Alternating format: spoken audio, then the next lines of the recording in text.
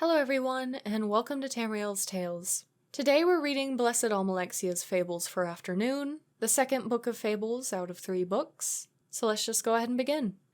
The Crow and the Netch. One day a curious crow decided to fly farther than he ever flew before. He flew and finally came upon a creature that he found very strange. "Friend," he called as he flew by the creature. "Friend, what is it that you are? I've never seen a flying beast such as you." "They call me a Netch," the good Netch replied. "A Netch! A Netch! That's quite the catch!" the crow cackled.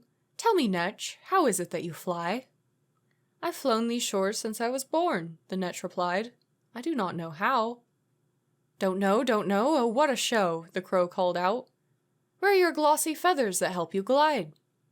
"I have no need of feathers to glide," the Netch explained, "but I have a strong, thick hide to protect me." A hide! Oh, what a find!" the crow mocked. "Tell me, Netch, where are your eyes?" "I need no eyes to sail the skies, as you can plainly see," the Netch once more replied. No eyes to sail the skies," the prideful crow continued. "But it makes you far uglier than I," and he began to laugh at the Netch's misfortune. The crow's laughter grew louder and louder, eventually attracting a nearby cliff racer. The beast swooped down upon the crow, swallowing him whole, and he could mock the Netch no more. The Netch simply sighed and said, "Mocking others is for naught, for none can change their own weakness." The Gifted Guar. One day a farmer decided to give his daughter a gift. She had started a family of her own, and he wished good fortune for her. He chose his finest guar and brought it to his daughter's new home. His daughter was delighted at this gift, but her husband only glared. "You didn't even let us choose?" the husband asked angrily. "What if this guar is sick, or old, or weak? I must at least inspect it before it's left in our care." The daughter tried to calm her husband, but the farmer simply nodded and said, "You may examine this guar as you see fit." The husband inspected every inch of the guar, even forcing the beast to open its mighty jaws to look at the state of its teeth. "Well, it will have to do," the husband conceded, though he knew it was a fine guar indeed. The farmer stroked his chin. "You know, I think you're right. You should be able to pick whichever guar you wish. I know there's plenty for sale in the local market." The husband simply gaped as his father-in-law walked back home, guar in hand. The wife slapped her husband's arm and told him, "You fool! Never look a gift guar in the mouth." The Child of the Counselor. One summer's day, a counselor was walking along the market in her splendid regalia, attended by her many servants. She was so splendid that a small mer in the crowd told his mother, "I wish my mother was a counselor instead of you." The little mer never expected the counselor to hear him, nor did he expect her to turn toward him in the crowd. "I have heard your wish, little one, and I accept," she told the open-mouthed little mer. "You will be my child, and you will have all that you wish." The little mer was immediately taken to the counselor's manor, and placed in a room with toys and sweets.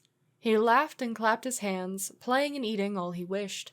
But soon he grew bored and went to speak to a servant. "It's no fun playing by myself," he told the servant. "Can I have someone to play with?"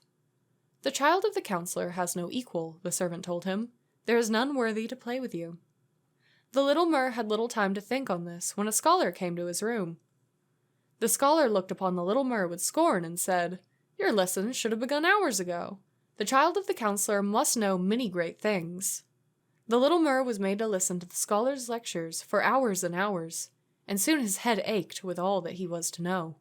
Eventually it was time for dinner, but the little mer's troubles were not over. "In these clothes? In that state?" cried his servant, horrified. "You must be washed and clothed if you are to be presented as the child of the counselor." And so the little mer was scrubbed roughly and forced into very uncomfortable clothes. By this point, the little mer was almost in tears. He missed his home and his clothes and his friends, but most of all he missed his mother, who he had never gone a day without. When the little mer was finally sent to the dining hall, he was met with a surprise. Seated at the dining table was his family, all laughing and smiling. He ran to his mother's arms and cried, I'm sorry. I want you to be my mother after all." The counselor, who was seated at the head of the table, smiled and told the little mer, "You have learned a very important lesson, my child. We often forget to be thankful for what we have, when thinking only of what we want." Thank you so much for listening today. I do hope you enjoyed it. If you'd like to support this podcast, maybe consider supporting my Ko-fi, Patreon, or Throne, all of which can be found by searching Tamriel with the extra LE at the end. If you're interested in watching the stories of the games, maybe check out my playthroughs on my YouTube, Tamriel. Or if you'd just like to see what I'm up to, you can find my Twitter and Instagram at xtamriel, just with the extra little X at the beginning. Thank you so much for listening again, and I hope you have a lovely rest of your day.